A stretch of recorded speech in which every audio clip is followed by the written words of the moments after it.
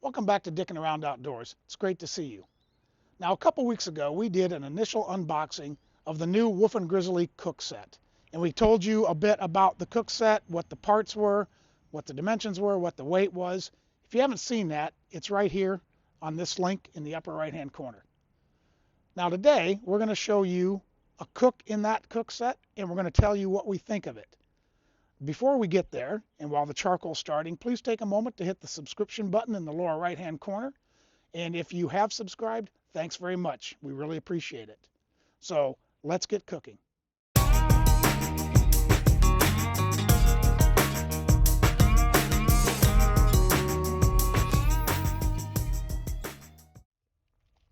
Before we get started with the cooking, I wanted to just give a real quick rundown of what was in the kit if you haven't seen the unboxing. But I do encourage you to check that out because there is more information.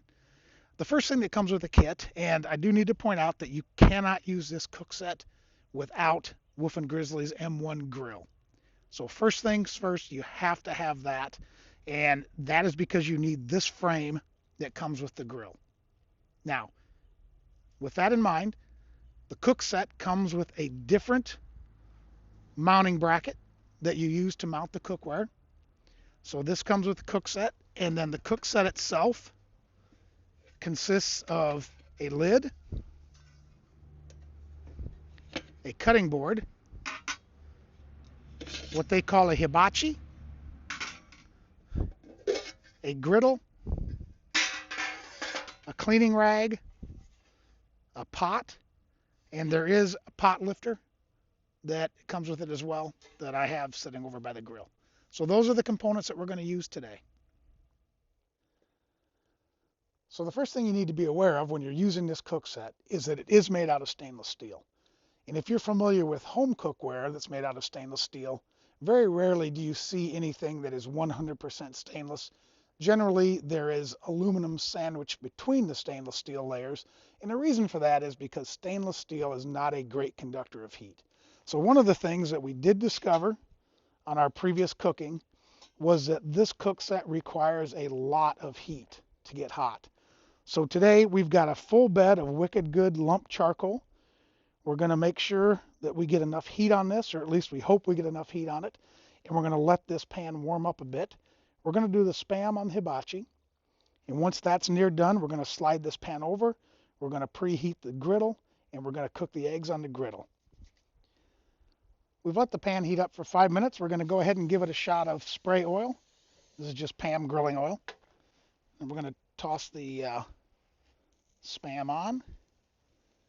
It's warm enough to get a nice sizzle. I like to see that. And this is one whole can of spam, and we're not going to get it all on there. So that'll give you an idea of the relative size of the grill. We've got 2 pieces left.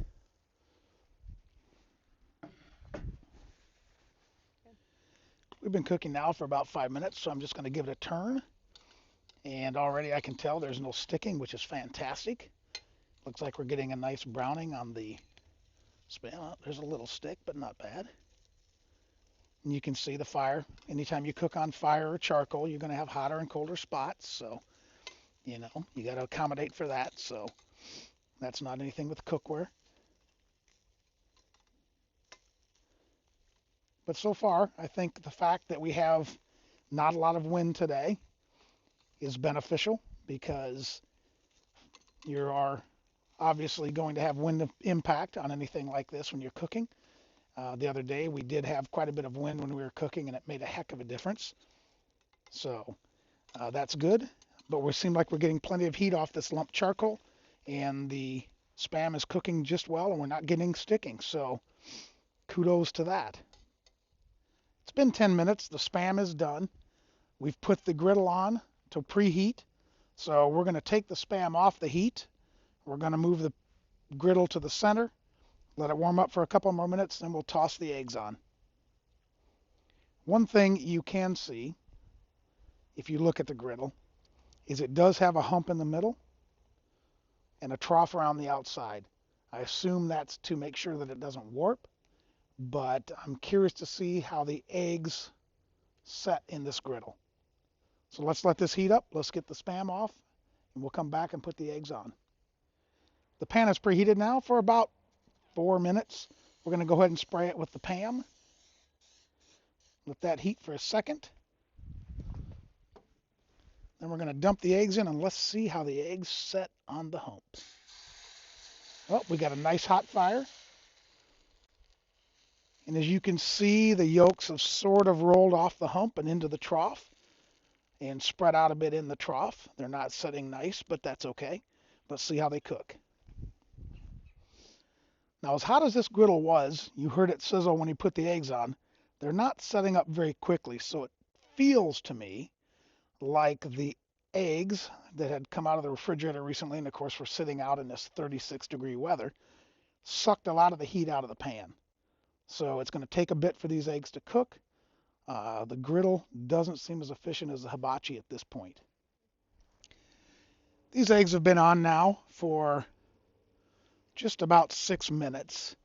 And what I've noticed is that we still have some runny egg at the ends.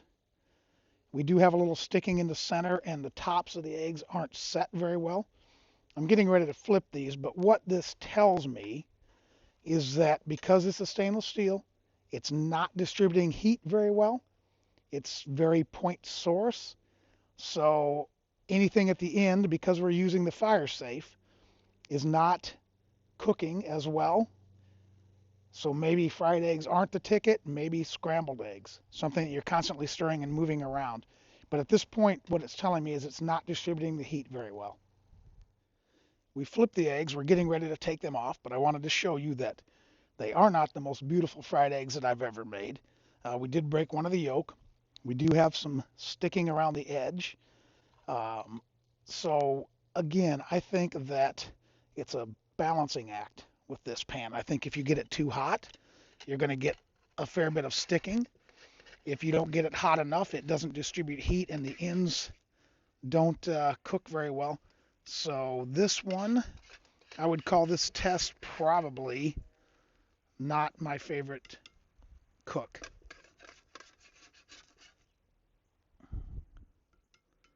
And here's what you see in the pan where we got some sticking. The hibachi test and the griddle test are done. We're going to go ahead, load some more charcoal. We're going to raise the grill up to its highest setting. And we're going to go ahead and use the pot to make some one-pot pasta. If you haven't seen the one-pot pasta recipe that I use, check it out in the upper right-hand corner. I'll put a link. We're going to do that a half batch because the pan is smaller, of course. But we're going to see if we can get this grill hot enough on lump charcoal to boil the water. As you can see, we've got a lot of lump charcoal in here. It's quite hot. So I would think that it should be able to boil water, but we'll see. A lot of the Wolf and Grizzly advertisements show this thing over a blazing, flaming fire. We'll see if you need that much heat. I can already see the oil starting to burn a bit, so we're going to go ahead and put our olive oil in and start sauteing the vegetables. So we're just putting in some olive oil. This happens to be Greek oregano and garlic from Pickle Creek. We thought we'd add a little bit of flavor to it. We're going to let that heat up for a couple seconds. And we're going to throw some onions and tomatoes and garlic in. Saute those till they're softened.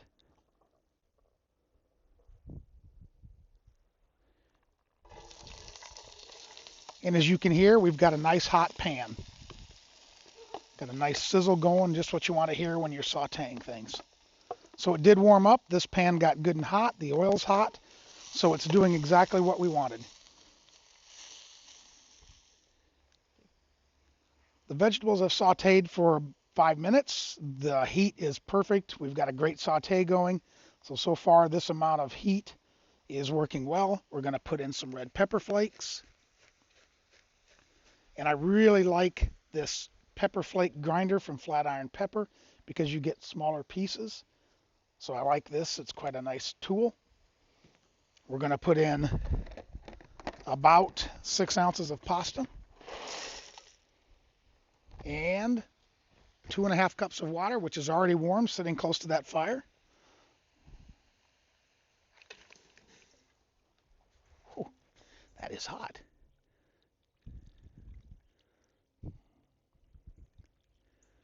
We're going to give it a stir, put the lid on, and try to bring it up to a boil. We've had the lid on for 12 minutes or so. We've got a boil going. We want some of the water to evaporate, so we're going to go ahead and take the lid off to see if it'll sustain the boil. And we're going to just give it a stir every now and then for about 10 minutes.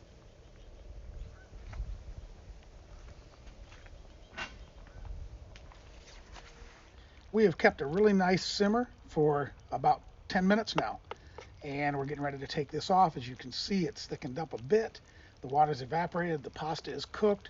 We're going to mix in a little Parmesan cheese, thicken up the sauce, and toss on some basil, and this will be ready to eat. More importantly, the pan kept the simmer going. Did take a lot of heat, but it kept the simmer going. And we were able to cook the pasta. So we're going to go ahead and take it off. Wolf and Grizzly does say to utilize a hand as well as the pot lifters when you're lifting this up full. So we're just going to take it off the fire, set it off to the side. Get the pasta ready to eat, and then we'll come back and give you our impressions of the cook set. So in the end of the day, what do we think of the Wolf and Grizzly cook set? Well, you can see I'm sitting in front of a nice fire, and in my hand is a very nice brandy. And it's not because I like to sit in front of fires with a nice brandy in my hand, which of course I do, but there is a point to it. Much like fine brandy, Wolf and Grizzly has priced this cook set at $169.95, which in my mind is a luxury price. I checked REI's website, and it is by far the most expensive naked stainless steel cook set on their website. It's even $30 more expensive than the highly regarded Stanley Even Heat cook set, which has a clad bottom. So I think that's an elephant in the room for Wolf and Grizzly, that it is that expensive. Now, if you have decided that you want to spend $169.95 on a cook set, and by all means, if you want to, feel free, and you walk up to the counter, a sharp clerk may say, now don't forget, you need the M1 grill to go with that, and that's only another $114. That makes for a very expensive cook set purchase. Now, I love the M1 grill. I think it's really well made, and I would recommend that. But to have to buy that to go with the cook set makes it a very expensive cook set. And for one that is a very niche product to be used only with the M1 grill frame. So that has to be considered, and that is an elephant in my opinion. Having said that, what do I think of the actual cook set itself? Let me go through the components. I think the cutting board is a very nice cutting board. It's sized like many of the travel cutting boards, so that's a nice touch. I really, really like the 2-liter pot. In fact, that is a unique tool in a cook set, and to be able to use it with the fire pit or the M1 grill is a bonus in my mind, because it gets it close to the fire. You can cook over the fire. It's sized perfectly for 2 to 4 people. It is just a nice pot. The fact that it has a hump in the middle is sort of irrelevant in that pot, because it is generally going to be used with liquids like our pasta, like a stew. You could use it to deep fry fish. I think it's a very versatile pot. So that I really like. The griddle. For me, the griddle is not a very good tool. Stainless steel is not the first choice of metal for a griddle to begin with. It doesn't conduct heat well. You saw that on our egg test where the middle was sticking and the edges were still a bit runny. The hump in the middle takes away useful cooking surface in my mind. I wish they could have found a different way to avoid the warping if that is why they did it. I just think it minimizes the usefulness of the griddle. So as a griddle, I think you would be better off just buying the M1 grill and using something like a Banks Fry Bake on top of it and frying things in the pan. The Hibachi It worked well, and as a tool, if you are going to use the griddle or the pan, to put that next to it, since you can use two of the items at once on the frame, I think it makes some sense. And you could grill a piece of fish or something like that on it. So if you're using it that way, I think it makes sense. Intuitively, though, to me, to have a grill pan that you need to buy a grill for to use it seems a bit odd. In fact, it might be easier to buy the M1 grill on the grill, and set the Banks Fry Bake on it if you're trying to saute something. Or buy a rectangular griddle that can sit on top. Just my 2 cents. The grill and the griddle are not my favorite items. So, Wolf and Grizzly, if you want to sell me the 2-liter pot and you want to put the frame in it and even the cutting board, I think you've got a great product. I would have a hard time at the price you're asking to recommend the cook set to anyone, particularly if they don't have a Wolf and Grizzly M1 grill. Now, who do I see that would like this? Certainly someone that wants a compact kit. They don't want to carry any other equipment, and they've got room to carry a rather large cook set along with the grill and maybe even the fire safe. Not necessary, but you can. And what comes to mind for me? A canoe trip, maybe a motorcycle trip. Somewhere like the Boundary Waters where you're going to cook over a fire most nights anyway, and you're going to be catching fish. You could use the hibachi. I think that makes some perfect sense. It's a niche, but I think it makes great sense. For overlanding, I don't think it's a great choice. For hiking, it's a bit bulky and heavy. So I think it's a niche product in its use, and I think it's a niche product in what you need to do to use it. So again, I think I would be hard-pressed to recommend this as the cook set for someone. I hope you found it helpful. I hope you found it useful. If you did, and you haven't subscribed, please take a moment to hit the subscribe button in the lower right-hand corner. And if you did like the content and you want to share it with your friends, by all means, I encourage you to do that. And as always, take care, and we'll see you outdoors.